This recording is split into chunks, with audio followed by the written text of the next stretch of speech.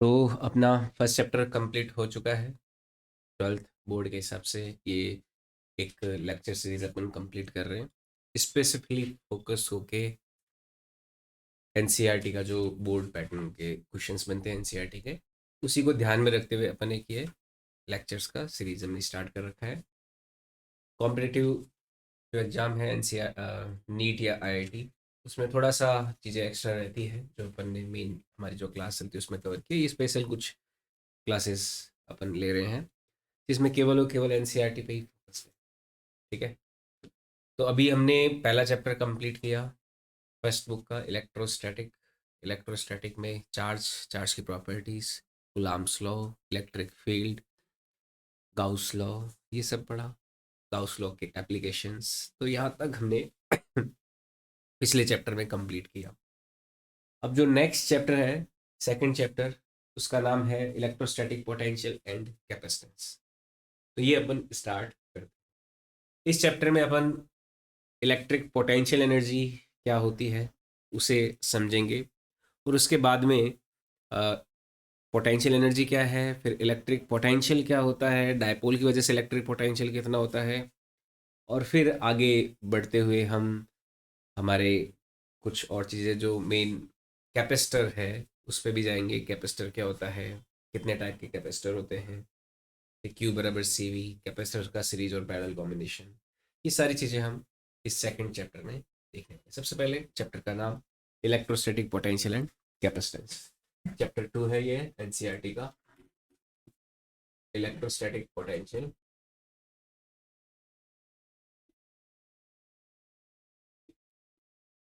And capacitance, ये इस chapter का नाम। तो सबसे पहले हम डिफाइन करेंगे कि भाई पोटेंशियल एनर्जी क्या है, उस तरफ जाना है हमें। 11th क्लास में पोटेंशियल एनर्जी के बारे में आप सब लोग बहुत अच्छे से पढ़ते हो जिन्होंने 11th क्लास पढ़ी है। अगर नहीं भी पढ़ी है तो भी मैं कुछ चीज़ें 11th क्लास की यहाँ पे आपको रिवाइज करा रहा हूँ, क्योंकि 10th के बाद में जैसे ही 11th में आप आते हो तो बहुत सारे बच्चे जो होते हैं, क्योंकि 10th तक का पढ़ने का तरीका अलग होता है, 10th तक चीज़ें अलग होती है, उसमें बोर्ड में स्कोर कैसे करना है उसका एक पैटर्न अलग होता है, लिखना होता है, ऑब्जेक्टिव प्रैक्टिस का कुछ है नहीं। एक क्लैरिटी होती है कि 10th बोर्ड करना है तो 10th बोर्ड ही करना है। पर जैसे आप 11th में आते हो आपके सामने दो रास्ते बन जाते हैं कि 11th, एक तो नॉर्मल 11th की क्लास पास करनी है वैसा पढ़ना है, या फिर आप कोई कॉम्पिटिटिव एग्जाम की तैयारी कर रहे हो आपको उसके लिए पढ़ना है। तो इन दोनों नावों की सवारी के बीच में एक कन्फ्यूजन पैदा होता है, और वो कन्फ्यूजन, क्योंकि फिजिक्स के जो बेसिक्स हैं वो वीक होने के कारण वो कन्फ्यूजन बढ़ता जाता है, और 11th क्लास बहुत सारे साइंस के बच्चों की डिस्टर्ब होती है इस कन्फ्यूजन की वजह से, क्योंकि वो कॉप अप नहीं कर पा रहे होते। 10th क्लास तक को आप अपने ऊपर ये है आत्मविश्वास आपका कि आप बच्चे ही हो, आप स्टूडेंट ही हो। तो 10th तक मैंने ये बिहेवियर ऑब्जर्व किया है कि बच्चा सुनता है टीचर की बात। 11th में आने के बाद थोड़ा सा बड़ा फील हो जाता है उसको कि वो ग्रो अप हो चुका है ना, वो बच्चा नहीं रहा। My life my rules type ऐसा कुछ एटीट्यूड आने लगता है उसमें, और उस वजह से वो सोचता है कि वो जो सोच रहा है वही सही है। ऐसा एक बिहेवियर देखने को मिला है। तो इस वजह से 11th क्लास में एक मैच्योरिटी वाले जो निर्णय लेने होते हैं, एक जो परिपक्वता वाले निर्णय लेने होते हैं अपने पढ़ाई को लेके, वो नहीं लेने के कारण उसके 11th क्लास की फिजिक्स के जो स्टार्टिंग के चैप्टर होते हैं, मैकेनिक्स जिसको बोला जाता है, जिसमें पोटेंशियल एनर्जी भी आता है, वो वीक हो जाता है। उसके वीक होने के कारण, क्योंकि वो एक फंडामेंटल चैप्टर्स हैं, फिजिक्स की बेसिक्स वहीं से ही आपको समझ में आती है, फिजिक्स का जो फील है वो वहीं से ही डेवलप होता है, मैकेनिक्स फर्स्ट। तो वो खराब होता है तो उसके बाद में सीक्वेंस शुरू होती है। हर चैप्टर में आपको एक द्वंद्व की स्थिति सामने आती है, द्वंद्व की स्थिति आपको महसूस होती है, और वो होती होती होती होती लास्ट तक ऐसी चलती रहती है। तो मैं उम्मीद करता हूँ कि आपने 11th क्लास की फिजिक्स में कंजर्वेटिव और नॉन कंजर्वेटिव फोर्स क्या होता है वो शायद इतने क्लैरिटी से आपको याद नहीं होगा। तो यहाँ पे थोड़ा सा 11th के कुछ दो तीन टॉपिक मैं आपको समझा देता हूँ जिसका मुझे यहाँ पे काम में लेना है, जिसे इलेक्ट्रिक पोटेंशियल एनर्जी को डिफाइन करने के लिए। ठीक है, तो सबसे पहले दो तरह के फोर्स होते हैं, टाइप्स ऑफ फोर्सेस, ये 11th क्लास का है। दो तरह के फोर्सेस होते हैं वैसे, टाइप्स ऑफ फोर्सेस। ये फोर्सेस कौन कौन से होते हैं? एक तो होता है कंजर्वेटिव फोर्स और एक होता है non conservative force. Conservative and non conservative. Conservative और नॉन कंजर्वेटिव फोर्स में डिफरेंस क्या होता है? मान लीजिए आप कोई ए से बी तक जाना चाहते हैं, ठीक है, तो ए से बी तक जाना चाहते हैं, तो एक तो ये रास्ता है, मान लीजिए, एक ये रास्ता है, एक सीधा रास्ता है, और एक फुट थोड़ा बहुत टेढ़ा ऐसा कुछ रास्ता है। तो चार रास्ते मान लो है। इन चारों रास्तों पे जब ए को बी तक लेके जाएंगे, ए से बी तक हम लेके जाना चाहते हैं किसी ऑब्जेक्ट को, किसी एक पॉइंट से दूसरे पॉइंट को मिलाने के लिए इनफाइनाइट रास्ते हो सकते हैं। मान लो मैंने कोई चार रास्ते उनमें से सोचे कि इधर लेके जाएंगे, इधर जाएंगे, इधर जाएंगे या इधर जाएंगे। तो ऑब्जेक्ट को अगर एक जगह से दूसरी जगह पे ले जाना है, तो मान लीजिए कोई फोर्स की रिक्वायरमेंट हुई हमें, उस फोर्स के वजह से हमने ए से बी तक लेके गए। मान लो वो फोर्स वर्क डन W1 करता है, इस रास्ते से इस रास्ते में वर्क डन W1 है, इस रास्ते पे वर्क डन W2 है, इस पे W3 है, इस रास्ते पे W4 है। अगर आप कोई भी रास्ता लेते हो, वर्क डन अगर सेम आता है, वर्क डन क्या आता है, which ever path you choose, you you find that all the work done from all the paths are equal, if that is the condition। ऐसी स्थिति में हम ऐसा कह सकते हैं कि वर्क डन पाथ इंडिपेंडेंट है। तो हमें कुछ एक ऐसा फोर्स मिल रहा है जिस पे वर्क डन पाथ पे डिपेंड नहीं कर रहा। तो ऐसे फोर्सेस जिन पे वर्क डन पाथ पे डिपेंड नहीं करता, वो फोर्सेस क्या कहलाते हैं? कंजर्वेटिव फोर्सेस कहलाते हैं। ठीक है, आप पाथ कोई सा भी चूज करिए, लेकिन वर्क डन हमेशा क्या आ रहा है? सेम आ रहा है। तो ऐसे फोर्सेस जिनके जिनके इन्फ्लुएंस में जो भी वर्क डन किया जाता है, अगर वो पाथ इंडिपेंडेंट है, तो ऐसे फोर्सेस क्या कहलाते हैं? Conservative force. तो कंजर्वेटिव फोर्स का शॉर्ट में लिख देता हूं, work done path independent. Work done जो होता है वो पाथ इंडिपेंडेंट होता है। लेकिन नॉन कंजर्वेटिव में अगर यही सिनेरियो होता कि अगर आप ए से बी तक जाना चाहते हो, तो कई सारे मान लो इस तरह के पाथ हम ले लेते हैं, W1, W2, W3, और ये मान लो कोई W4 हो गया इस पाथ पे जो वर्क डन किया जाता है। तो नॉन कंजर्वेटिव में वर्क डन क्या होगा? वो हमेशा बराबर नहीं होगा। ठीक है, नॉन कंजर्वेटिव फोर्स में कोई भी अगर आप पाथ चूज करते हो, तो हर पाथ में वर्क डन क्या होते हैं? अलग अलग होते हैं। ठीक है, तो यहाँ पे वर्क डन जो है पाथ डिपेंडेंट होता है नॉन कंजर्वेटिव में। कोई भी नॉन कंजर्वेटिव फोर्स की वजह से वर्क डन कराओगे तो बात क्या होगा? Dependent. Work done is path dependent. देखो दोनों के एग्जाम्पल समझना। पहले नॉन कंजर्वेटिव का एक एग्जाम्पल ले रहा हूँ। सबसे बड़ा एग्जाम्पल है फ्रिक्शन फोर्स। फ्रिक्शन फोर्स एक ऐसा एग्जाम्पल है नॉन कंजर्वेटिव फोर्स है। यही कारण है कि आप मान लो यहाँ से दिल्ली जाते हो, तो दिल्ली सीधा जा रहे हो, या फिर आप दिल्ली जैसलमेर पहले जा रहे हो फिर दिल्ली जा रहे हो, तो उल्टा हो गया ना। तो यहाँ पे जितनी ज़्यादा डिस्टेंस होगी उतना ज़्यादा खर्चा होगा। क्यों? क्योंकि टायर जो है सड़क के फ्रिक्शन के अगेंस्ट कुछ काम कर रहे हैं, फ्रिक्शन के साथ काम कर रहे हैं, फ्रिक्शन काम कर रहे हैं यहाँ पे। तो हर पाथ पे वर्क डन क्या होगा? अलग अलग होगा। अगर कोई फोर्स नॉन कंजर्वेटिव, तो फ्रिक्शन कैसा है? नॉन कंजर्वेटिव फोर्स ही है। समझ में आई बात? और यहाँ पे कंजर्वेटिव फोर्सेस के एग्जाम्पल, इनमें एग्जाम्पल हो जाएंगे कि जैसे ग्रेविटेशन होता है, तो ग्रेविटेशन फोर्स किसका एग्जाम्पल है? कंजर्वेटिव का। अभी जो पिछले चैप्टर में पढ़ा इलेक्ट्रोस्टैटिक, वो किसका एग्जाम्पल है? कंजर्वेटिव का एग्जाम्पल है। इलेक्ट्रोस्टैटिक कंजर्वेटिव का है ना। स्प्रिंग फोर्स, है ना, ये सारे किसके होते हैं? कंजर्वेटिव थे। हमने जो इलेक्ट्रोस्टैटिक फोर्स जो गुलाम ने दिया, वो भी कैसा है? कंजर्वेटिव फोर्स का एग्जाम्पल। ठीक है। तो कंजर्वेटिव नॉन कंजर्वेटिव दो फोर्सेस हैं, फ्रिक्शन फोर्स वगैरह, ये सारे नॉन कंजर्वेटिव है। कंजर्वेटिव फोर्स में एक बहुत ही प्यारी प्रॉपर्टी होती है कंजर्वेटिव फोर्स की। इन फोर्सेस में आप जो भी वर्क डन करते हो, वो वर्क डन पोटेंशियल एनर्जी के फॉर्म में स्टोर हो जाता है। कंजर्वेटिव फोर्स में जो भी वर्क डन करते हो किस फॉर्म में स्टोर होता है? पोटेंशियल एनर्जी के फॉर्म में। कैसे? जैसे इस मार्कर को मैं उठा के ऊपर लेके जाता हूँ, तो मैंने ग्रेविटी के अगेंस्ट कोई वर्क किया, ये वर्क सारा अभी देखो स्टोर हो चुका है। इसको छोड़ेंगे तो वो जो स्टोर्ड, जो वर्क मैंने किया वो स्टोर हो चुका था, और उसको छोड़ते ही वो वर्क वापस क्या हो रहा है? रिकवर हो रहा है ना। यानी कि मैं जब वर्क कर रहा हूँ तो वर्क कोई ना कोई स्टोर हो रहा है। और वर्क किस फॉर्म में स्टोर होता है?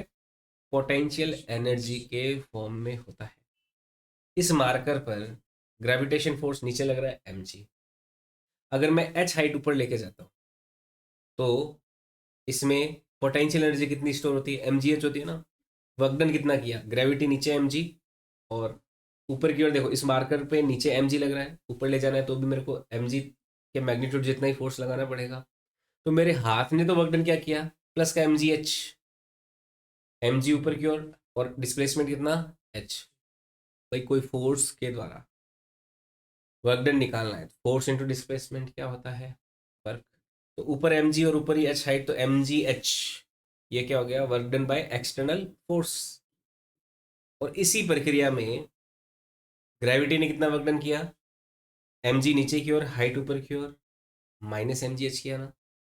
अगर फोर्स और डिस्प्लेसमेंट एक दूसरे के अपोजिट हो तो वर्क डन नेगेटिव, फोर्स की डायरेक्शन में ही डिस्प्लेसमेंट हो तो वर्क डन पॉजिटिव। तो ग्रेविटी ने तो माइनस mgh वर्क डन किया, लेकिन मेरे हाथ ने, यानी कि एक्सटर्नल फोर्स ने वर्क डन कितना किया? प्लस का mgh किया। तो यहाँ पर ये जो प्लस का mgh है, इतनी ही क्या हुई है? इसमें पोटेंशियल एनर्जी स्टोर हुई है, तो इसको छोड़ते क्या आ गया? वापस नीचे आ गया। अगर आप कोई रफ सरफेस पे ऐसे ब्लॉक को फेंको तो फ्रिक्शन के अगेंस्ट वर्क हो रहा है उस पर। अगर फ्रिक्शन के अगेंस्ट किया जाने वाला वर्क भी स्टोर होता एज ए पोटेंशियल एनर्जी, तो क्या होता? वो ब्लॉक आगे जाता और आगे आके पीछे वापस आ जाता। जैसे ही मार्कर ऊपर जा रहा है तो ऊपर जाके नीचे आ रहा है ना। जब ग्रेविटी के अगेंस्ट वर्क डन हो रहा है तो ये वापस क्या आ रहा है? नीचे आ रहा है ना। क्यों? क्योंकि जो भी वर्क डन हो रहा है वो पोटेंशियल एनर्जी के फॉर्म में स्टोर हो रहा है, और वो पोटेंशियल एनर्जी वापस वर्क करके इसको नीचे ले आती है। समझ में आई बात?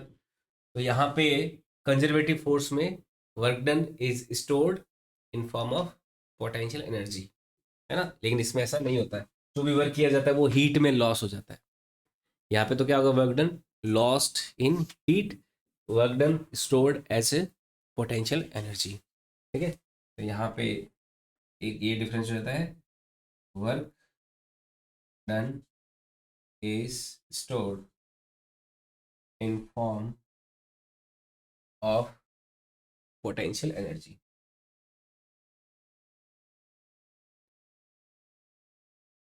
और इसमें क्या होगा? Work done is lost in form of heat. Work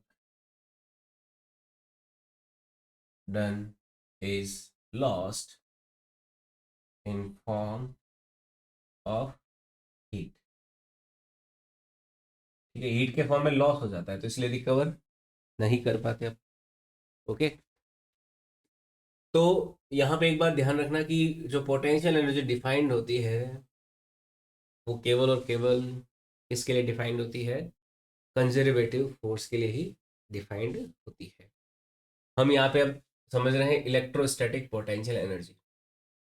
electrostatic potential energy, इसको शॉर्ट में पीई बोल सकते हैं। सिंबल इसका रहता है you, capital you, potential energy का सिंबल होता है। तो इलेक्ट्रोस्टैटिक पोटेंशियल एनर्जी क्या होगी? जो भी वर्क डन किया जाएगा, क्योंकि इलेक्ट्रोस्टैटिक फोर्स क्या है? कंजर्वेटिव फोर्स है। पहली बात तो यहाँ पे पहला बात तो ये समझ ध्यान में रखना है कि electrostatic force force is a conservative force. Electrostatic force कैसा फोर्स है? कंजर्वेटिव फोर्स है। तो कंजर्वेटिव फोर्स है तो कंजर्वेटिव फोर्स के लिए हम पोटेंशियल एनर्जी डिफाइन कर सकते हैं, नॉन कंजर्वेटिव के लिए डिफाइन नहीं होती। तो यहाँ पे जो इलेक्ट्रोस्टैटिक पोटेंशियल एनर्जी डिफाइन होगी वो क्या होगी? Is equal to work done against, देखो यहाँ पे electrostatic potential energy is defined as work done against, या फिर is equal to work done against electrostatic force. जब भी इलेक्ट्रोस्टैटिक फोर्स के अगेंस्ट जो भी वर्क डन किया जाता है इलेक्ट्रोस्टैटिक फोर्स, वो किसके इक्वल होता है? स्टोर्ड पोटेंशियल एनर्जी के इक्वल होता है। इसे अपन मैथमेटिक्स में भी एक्सप्रेशन में भी लिखेंगे, बस ध्यान से समझना। Electrostatic potential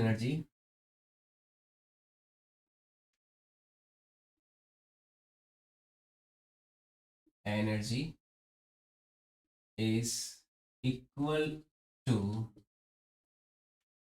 work done against electrostatic force। ठीक है, कोई भी इलेक्ट्रोस्टैटिक फोर्स के अगेंस्ट वर्क किया जाता है तो इलेक्ट्रिक पोटेंशियल एनर्जी बढ़ती है। अच्छा, इलेक्ट्रोस्टैटिक फोर्स भी वर्क डन कर सकता है। जैसे ग्रेविटी वाला जो केस है उसको समझते हैं अपन। ये मास m है, इस पे नीचे की ओर ग्रेविटी कितनी लग रही है? mg लग रही है। देखो ये वाला सारा चीज मैं आपको समझाने के लिए यूज कर रहा हूँ, क्योंकि लैंग्वेज में कंफ्यूजन ना हो आपको। इस ऑब्जेक्ट पे नीचे की ओर mg फोर्स लग रहा है। अगर इसे ऊपर उठाना है तो आपको कितना फोर्स लगाना पड़ेगा? ऊपर की ओर mg ही लगाना पड़ेगा ना। मान लीजिए ये ऊपर की ओर h हाइट ऊपर गया, कितना गया? h height. तो जो वर्क डन होगा एक्सटर्नल फोर्स की वजह से वो कितना हो जाएगा? F external into H. Work done due to external जो फोर्स है उसकी वजह से वर्क डन कितना होगा? एक्सटर्नल फोर्स इंटू उस फोर्स की डायरेक्शन डिस्प्लेसमेंट। तो कितना वर्क डन आया? M G into H. ये प्लस का आया ना? प्लस का आया नहीं आया? और work done due to gravity देखो कितना होगा इस केस में। फोर्स तो नीचे लग रहा है एम जी, और हाइट ऊपर की ओर है तो minus M G into H. तो इस केस में वर्क डन कितना है? माइनस एम जी एच है। समझ में आई बात? है ना। यहाँ पे work done due to gravity कितना है? Force due to gravity into displacement, ये हो जाएगा माइनस एम जी, है ना। अगर इस केस में स्टोर्ड पोटेंशियल एनर्जी की बात करें कि पोटेंशियल एनर्जी कितनी स्टोर हुई है ना, तो वो देखते हैं। Stored potential energy, stored potential energy कितनी हुई?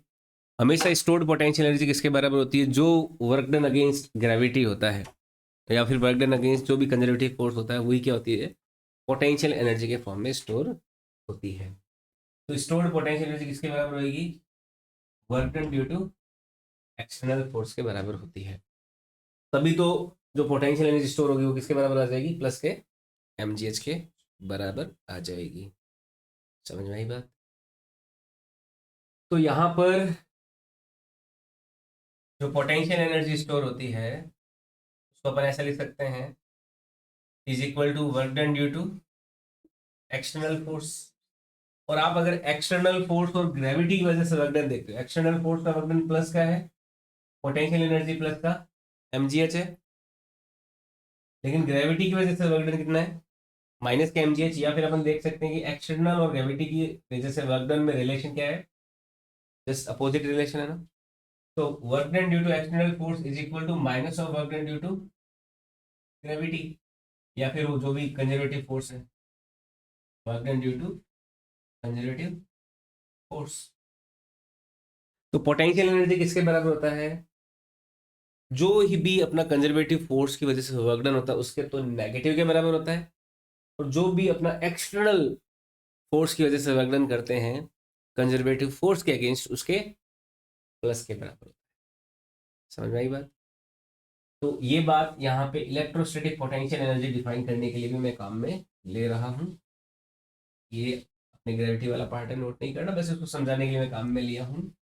तो जो इलेक्ट्रोस्टैटिक पोटेंशियल एनर्जी है, पोटेंशियल एनर्जी, अच्छा एक और बात यहाँ पे कि जो पोटेंशियल एनर्जी है इसकी एब्सोल्यूट वैल्यू को डिफाइन करना is impossible thing. Potential energy वैसे होती क्या है, अगर उसका फंडामेंटल डेफिनेशन हम 11th क्लास से सीखें। पोटेंशियल एनर्जी होती है energy stored by any object in a conservative force due to its position. किसी ऑब्जेक्ट की उसकी पोजिशन की वजह से जो स्टोर्ड पोटेंशियल एनर्जी होती है वो क्या होती है, क्या होती है? इलेक्ट्रो पोटेंशियल एनर्जी होती है। पोटेंशियल मतलब पोटेंशियल वर्ड में क्या आ रही है, पोजिशन आ रही है ना। तो energy stored due to its position या फिर ability to do work done, ये सारी डेफिनेशन हमने 11th क्लास वाले में लिखी भी थी, जो टारगेट बैच में है उसमें मैंने सारी डेफिनेशन बताई भी थी। The ability to do work due to its position is called potential energy. अब पोजीशन की वजह से जो स्टोर्ड एनर्जी है वो पोटेंशियल एनर्जी। अब पोजीशन किसी की एब्सोल्यूट होती है क्या? पोजीशन हमेशा क्या करते हैं अपन, रेफरेंस से ही देते हैं। जैसे मेरी पोजीशन मैं बोलूँ कि भाई इस दीवार से देखे तो मैं कुछ 15 सेंटीमीटर की दूरी पर हूँ, उस दीवार से देखे तो 200 सेंटीमीटर, उस दीवार से देखे तो 400 500 700 सेंटीमीटर दूर होगा। तो मेरी पोजीशन हर दीवार के रेफरेंस में क्या है, अलग अलग है। तो इसका मतलब मेरी जो पोजीशन अलग है तो पोटेंशियल एनर्जी भी मेरी क्या होगी, हर रेफरेंस के लिए अलग अलग होगी। तो पोटेंशियल एनर्जी की जो एब्सोल्यूट वैल्यू है वो पॉसिबल नहीं होती। हाँ, पोटेंशियल एनर्जी में चेंज कितना आया वो निकाला जा सकता है। ठीक है, मान लीजिए यहाँ पे इस P से इस Q तक गए, ठीक है, इस तरह से गए, और कोई एक्सटर्नल फोर्स इसमें F एक्सटर्नल काम कर रहा था, और जो फोर्स है कंजर्वेटिव फोर्स वो पे F काम कर रहा था।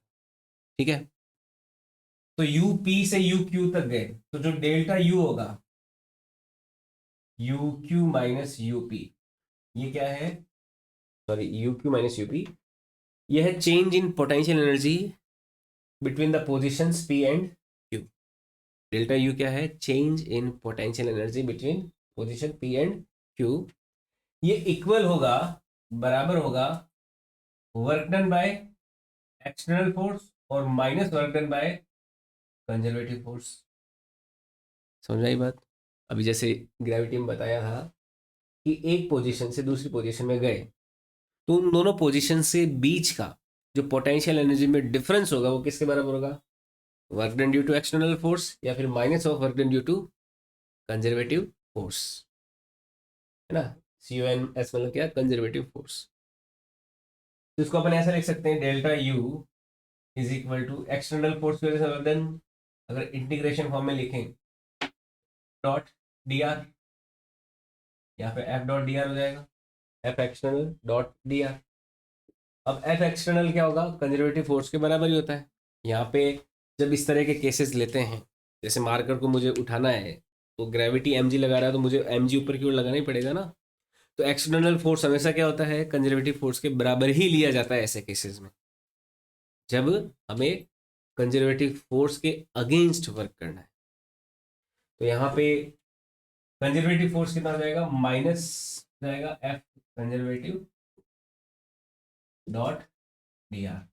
तो change in potential energy equal to क्या होता है, minus of F conservative dot D R या फिर F external dot D R होता है। ये 11th क्लास में अच्छे से समझाया जाता है, लेकिन अभी एक बार 11th क्लास का रिकैप करवा रहा हूँ ताकि हम इलेक्ट्रोस्टैटिक पोटेंशियल एनर्जी को बहुत अच्छे से समझ सकें। पोटेंशियल एनर्जी की एब्सोल्यूट वैल्यू डिफाइन नहीं करते, जब भी करते हैं तो हमें कोई ना कोई रेफरेंस चाहिए। मान लो आपको क्यू की पोटेंशियल एनर्जी निकालनी है तो आपको पी की पता होनी चाहिए, है ना। कोई रेफरेंस पॉइंट की पोटेंशियल एनर्जी पता होनी ही होनी चाहिए, वरना आप पता नहीं लगा सकते। समझ आई बात? ठीक है, तो ये इतना यहाँ तक फटाफट नोट कर लीजिए। तो ये है पोटेंशियल एनर्जी। को डिफाइन करने का तरीका। अब पोटेंशियल एनर्जी अपन इलेक्ट्रोस्टैटिक फोर्स की वजह से निकालते हैं, उसका फॉर्मूला देखते हैं। तो यहाँ पे एक बात आपको ध्यान में रखनी है कि जब भी कोई पोटेंशियल एनर्जी डिफाइन कर रहे हैं तो उसके लिए हमें क्या चाहिए, रेफरेंस चाहिए, क्योंकि कभी भी पोटेंशियल एनर्जी की एब्सोल्यूट वैल्यू को निकाला नहीं जा सकता। हाँ, पोटेंशियल एनर्जी के डिफरेंस को निकाला जा सकता है। ठीक है, तो एक बात यहाँ पे लिख लेना कि it is not possible, it is not possible to calculate absolute value of potential energy, however difference can be calculated accurately। जो डिफरेंस होता है वो एक्यूरेटली हमेशा कैलकुलेट होता ही होता है। ठीक है, अगर हमें एब्सोल्यूट वैल्यू निकालनी भी है, मान लो जैसे अभी मैंने बताया कि भाई P R minus P Q बराबर क्या था, जो potential energy at R minus potential energy at, मान लो पी से क्यू गए थे ना, potential energy at Q minus potential energy at R बराबर क्या था, work done by external force के बराबर था ये चीज, है ना। या फिर minus of integration F conservative dot D R के बराबर है।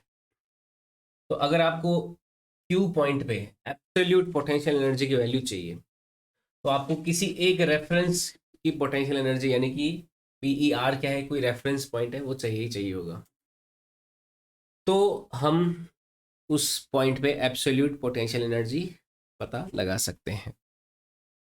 तो अगर एब्सोल्यूट पोटेंशियल एनर्जी चाहिए तो हमें किसी पॉइंट पे एब्सोल्यूट पोटेंशियल एनर्जी कैसे आएगी, जब हमें किसी एक पॉइंट पे किसी एक रेफरेंस पे हमें पोटेंशियल एनर्जी पता है, या फिर उस पर अपन कोई कंसिडर भी कर ले तो भी हो जाएगा।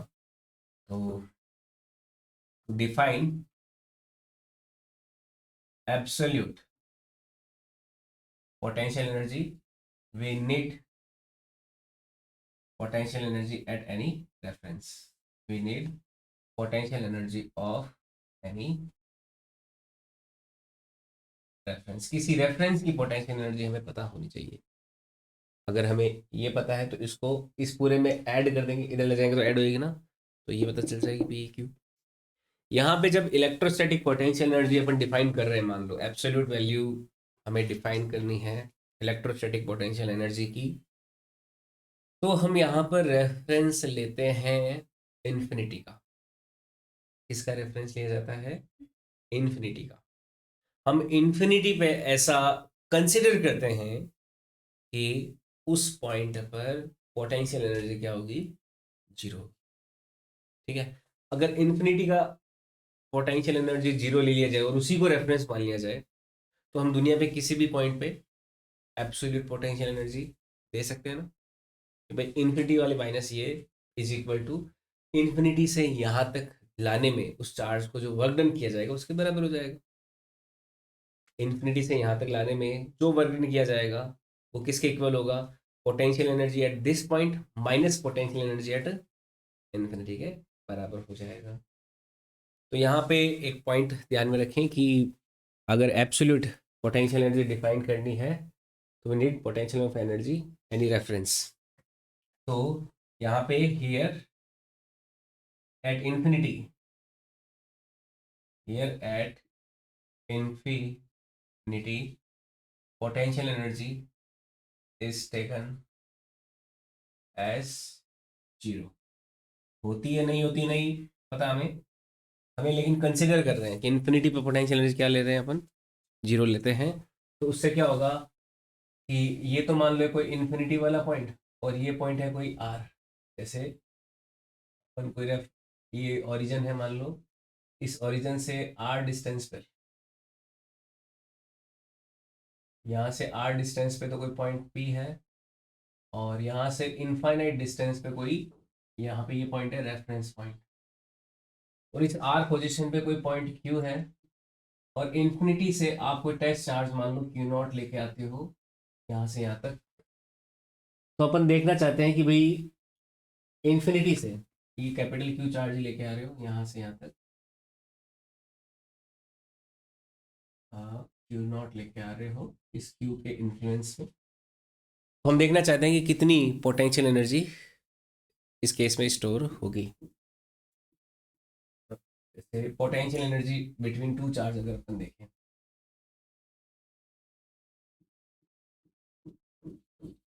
ये क्यू है और ये मान लो इन्फिनिटी से इस क्यू से आर डिस्टेंस पर लेके आते हैं इनफाइनाइट से स्टेट चार्ज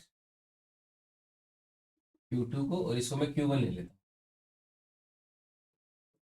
ठीक है, एक चार्ज Q1 है, दूसरा Q2 चार्ज है, उसको मैं इन्फिनिटी से यहाँ तक लेके आया।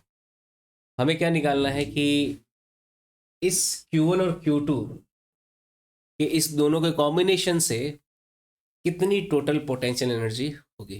तो अपन ले रहे हैं कि potential energy due to two charge system. क्या ले रहे हैं? Potential energy due to two charge system. यहाँ पे अपन डिफाइन कर रहे हैं potential energy due to two charge system. हमने क्या किया, Q2 को इन्फिनिटी से कोई जनरल R पोजीशन पे, Q1 से कोई R पोजीशन पे लेके आए। तो देखना चाहते हैं कि इस प्रोसेस में कितनी पोटेंशियल एनर्जी स्टोर हुई। तो यहाँ पे मान लो पोटेंशियल एनर्जी R है, यहाँ पे इन्फिनिटी है, तो U R minus U infinity जो पोटेंशियल एनर्जी में चेंज होगा वो किसके बराबर होगा? इंटीग्रेशन एफ कंजर्वेटिव फोर्स के साथ अगर लूँ डॉट डी आर माइनस का, इसके बराबर होगा नहीं होगा? और कहाँ से कहाँ तक?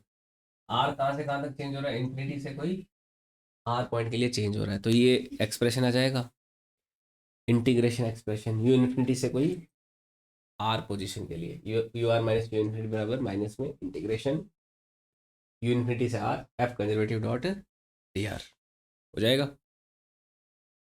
एफ कंजर्वेटिव की वैल्यू क्या है? कंजर्वेटिव फोर्स की वैल्यू क्या होती है? के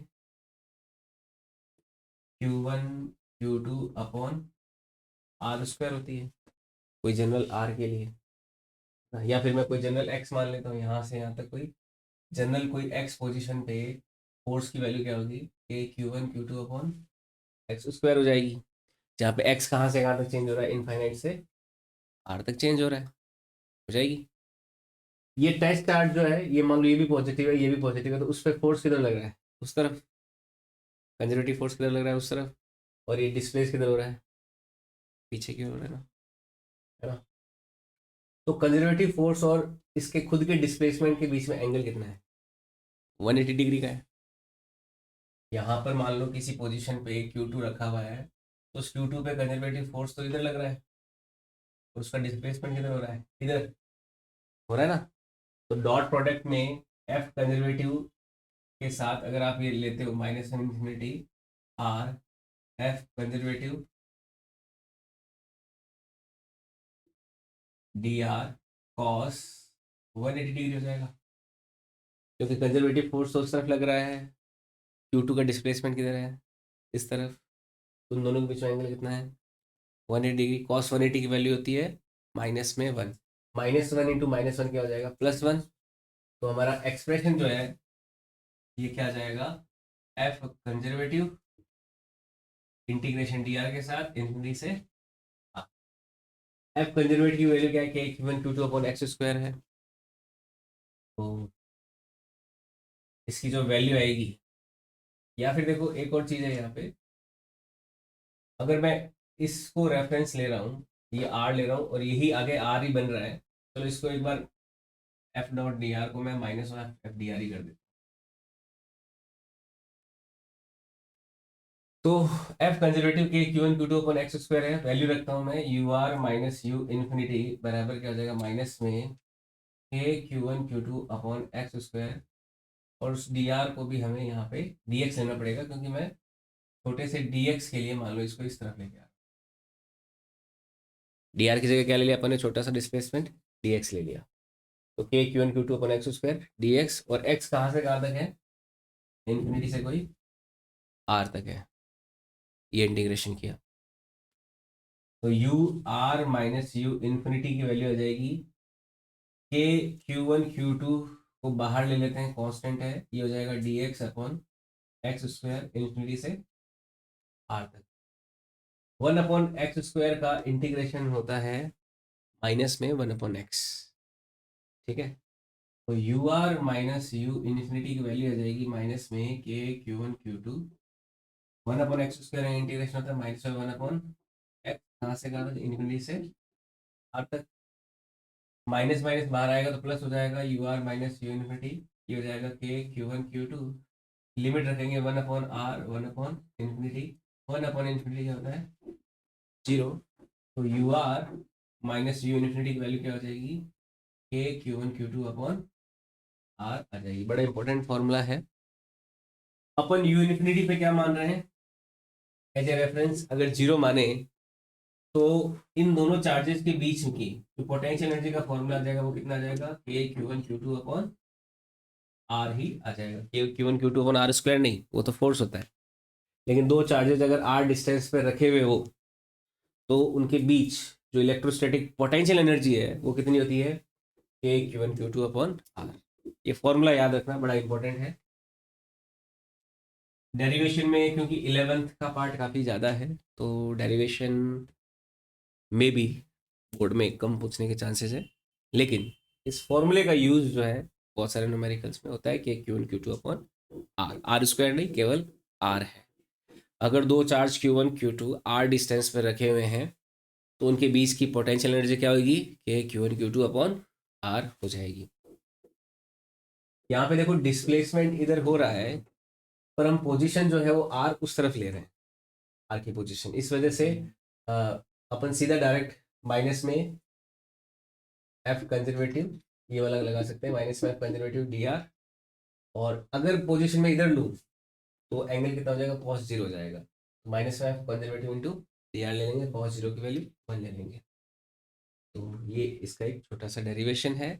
और इन्फिनिटी में हमने पोटेंशियल एनर्जी को क्या माना है, जीरो माना है। जीरो मानने से कोई आर पोजीशन पे अगर दो चार्ज रखे हुए हैं तो उनकी बीच की जो पोटेंशियल एनर्जी होगी वो कितनी हो जाएगी, के Q1 Q2 अपॉन आर हो जाएगी, ठीक है।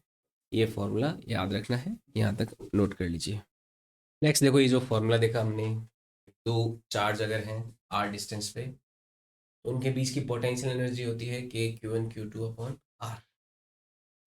एक यहाँ पे बात ध्यान में रखनी है कि जैसे ये फॉर्मूला है potential energy between two charges at R distance, K Q1 Q2 upon are.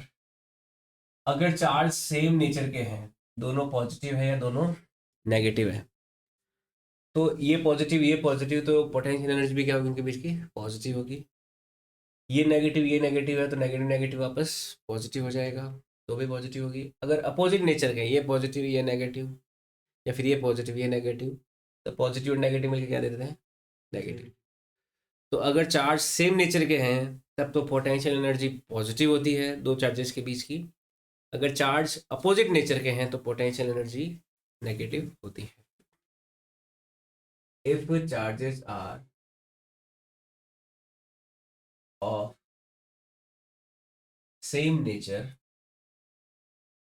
Then potential energy is positive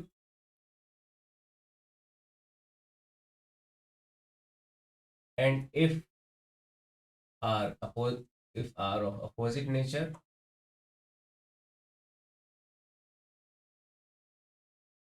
then it is negative। ये बात ध्यान रखनी है। सेम नेचर के चार्ज है के Q1 Q2 upon R square में, आपको बस ये करना है कि चार्ज का नेचर भी रख देना। यहाँ पे चार्ज प्लस का प्लस करो तो चार्ज माइनस का तो माइनस कर दो, ठीक है। अगर Q1 Q2 मैं इसको ऐसे लिख सकता हूँ कि Q1 पॉजिटिव है, Q2 भी पॉजिटिव है, तो पोटेंशियल एनर्जी भी पॉजिटिव होगी उनके बीच की। Q1 नेगेटिव है, Q2 भी नेगेटिव है, तो भी पोटेंशियल एनर्जी क्या होगी, पॉजिटिव, यानी कि इन दोनों केसेस में पोटेंशियल एनर्जी पॉजिटिव मिलने वाली है। अगर Q1 पॉजिटिव है, Q2 नेगेटिव है, या फिर Q1 नेगेटिव है, Q2 पॉजिटिव है, तो इन दोनों केसेस में पोटेंशियल एनर्जी नेगेटिव मिलेगी। समझ में आई बात? ये एक इम्पोर्टेंट पॉइंट है।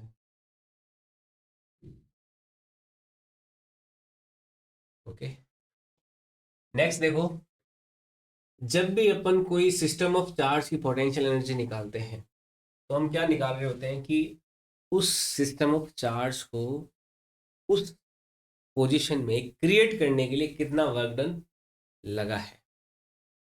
जैसे एक सवाल पूछें कि दो Q1 और Q2 चार्ज पार्टिकल्स को इन्फिनिटी से आर पोजीशन में लाने में जो वर्क डन किया जाता है वो कितना होगा, तो वो उतना ही होगा कि Q1 Q2 अपॉन आर।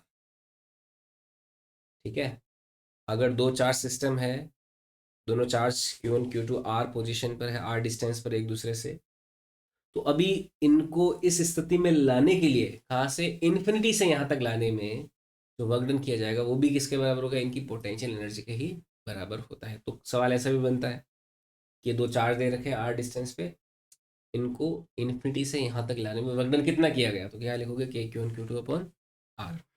एक पॉइंट ये भी ध्यान रखना पोटेंशियल एनर्जी के बारे में कि potential energy is equal to work done for creating system of charge particles from infinity. Infinity से वहां तक कोई आर पोजीशन पे लाने में जो वर्क डन किया जाएगा वो किसके इक्वल है, उसकी पोटेंशियल एनर्जी के इक्वल ही है। जैसे क्वेश्चन करें, अगर मान लो यहाँ पे माइनस में 5 कूलम चार्ज है, यहाँ पे प्लस में 3 कूलम चार्ज है, दोनों के बीच की डिस्टेंस जो है वो है मान लो 10 मीटर। बताओ इस सिस्टम ऑफ चार्ज की पोटेंशियल एनर्जी कितनी है। एक माइनस का एक प्लस का है, तो बताओ पॉजिटिव होगी या नेगेटिव, नेगेटिव होगी, तो कितनी होगी, माइनस में के, सॉरी माइनस अपने आप लगा देंगे, के Q1 5 कूलम, Q2 3 कूलम, के की वैल्यू 9 × 10⁻⁹ 9 के Q1 Q2 3 कूलम प्लस का है, 5 माइनस का है, upon R square R upon R, R square नहीं केवल आर अपॉन 10। तो इनकी सिस्टम की पोटेंशियल एनर्जी कितनी हो जाएगी, 9 × 10⁻⁹ 9, ये हो जाएगा माइनस का 15/10। 15 × 9 कितना होता है, कितना होता है, 135। ये हो जाएगा माइनस का 135 × 10⁸ 10 का पावर 10 की पावर में से कैंसिल हो जाएगा। इसको दो डेसिमल दे दूँ तो माइनस में 1.35 × 10⁻10 जूल। ये दो डेसिमल इधर ले आऊँ तो ये 10⁻10 हो जाएगा। इतनी पोटेंशियल एनर्जी है इन दोनों चार्ज पार्टिकल के बीच की अभी इस कंडीशन में। समझ में आई बात? तो इस तरह से ये फॉर्मूला यूज़ किया जाता है, कोई दो चार्ज पार्टिकल का अगर कोई सिस्टम है तो उनके बीच की पोटेंशियल एनर्जी के लिए। ठीक है, आई बात समझ में? ये नोट कर लीजिए। नेक्स्ट देखो, लेते हैं electrostatic potential energy due to multiple charges. दो से ज़्यादा अगर हो चार्जेस तो इलेक्ट्रोस्टैटिक पोटेंशियल एनर्जी कितनी होगी, उसे समझते हैं। तो PE due two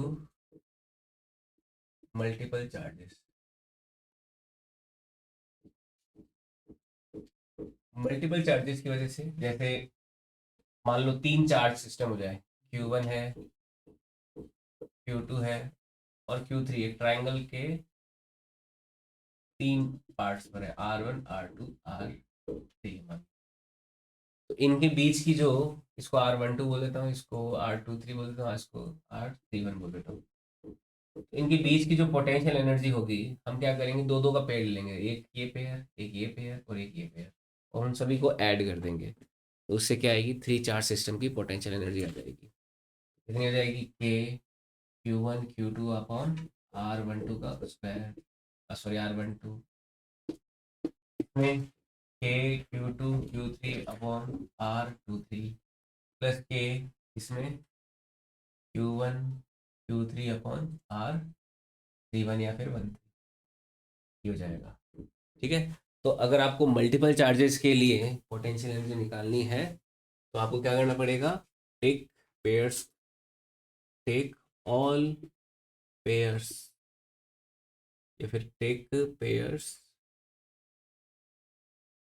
of all possible pairs of two, all possible pairs of two. तो दो दो के जितने पेयर्स पॉसिबल है वो सारे आपको लेने होंगे। ठीक है, जैसे एक ये केस लेते हैं, मान लीजिए कि चार चार्ज पार्टिकल हो, Q1, Q2, Q3, Q4,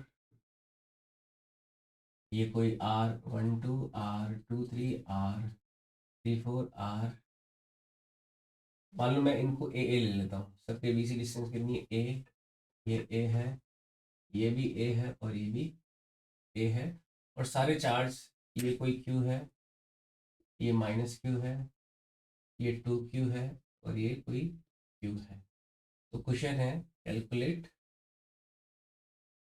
potential energy of system. जो बिलो सिस्टम है, इस सिस्टम की पोटेंशियल एनर्जी निकालनी है। इन सब के बीच की जो डिस्टेंसेज है वो ए है, charge Q, minus Q, 2Q और प्लस क्यू है। तो आपको जितने भी पॉसिबल पेयर्स होते हैं वो लेने हैं। कौन कौन से पेयर्स हो जाएंगे, एक पेयर ही हो गया। अच्छा, कितने पेयर होंगे इसमें, 3, 4, 5, 6, 7, कितने होंगे, कितने पेयर्स होने की संभावना है, इसमें कितने पेयर बने, 1, 2, 3 पेयर बने ना, इसमें कितने बनेंगे, देखो आपको लगता है 4 है, 1, 2, 3, 4, ये 4 पेयर्स लग रहे हैं। ये डायगोनल वाले भी पेयर बनाएंगे, 5 और ये 6, तो 6 पेयर यहाँ पे टोटल बनेंगे। तो आपको ये लेंथ भी चाहिए होगी, ये लेंथ कितनी हो जाएगी, √2a, ये लेंथ भी कितनी हो जाएगी, √2a हो जाएगी। तो जो टोटल पोटेंशियल एनर्जी आएगी, टोटल पोटेंशियल एनर्जी का एक्सप्रेशन टोटल का, 1, 2, 3, 4, 5 और 6 पेयर्स का कैलकुलेशन हमें करना होता है। कितना जाएगा, के इन दोनों का, KQ² माइनस का अपॉन के इन दोनों का, माइनस का के 2KQ² अपॉन के इसका, प्लस का 2KQ² अपॉन के इन दोनों का, प्लस का KQ² अपॉन के इनका, माइनस का KQ² अपॉन √2a इनका, माइनस प्लस का 2KQ² अपॉन √2a। 1, 2, 3, 4, 5, 6 पेयर बन गए। ये कैंसिल आउट हो रहा है और ये भी इससे कैंसिल आउट हो रहा है, यानी कि यही बचेगा। और इसकी वैल्यू देखो, 2KQ² अपॉन √2a में से 1KQ² अपॉन √2a चला गया, कितना हो जाएगा, KQ² अपॉन √2a ही इसका फाइनल आंसर आ जाएगा। समझ में आई बात, ठीक है। तो ये जो फॉर्मूला है कि Q1 Q2 अपॉन R, इसकी सहायता से मल्टीपल चार्जेस अगर हो तो उन पे भी ये अप्लाई करके, बस आपको तो दो दो के जितने पेयर बन सकते हैं उन सभी पेयर्स को लेते हुए टोटल पोटेंशियल एनर्जी की वैल्यू निकाल लेनी है।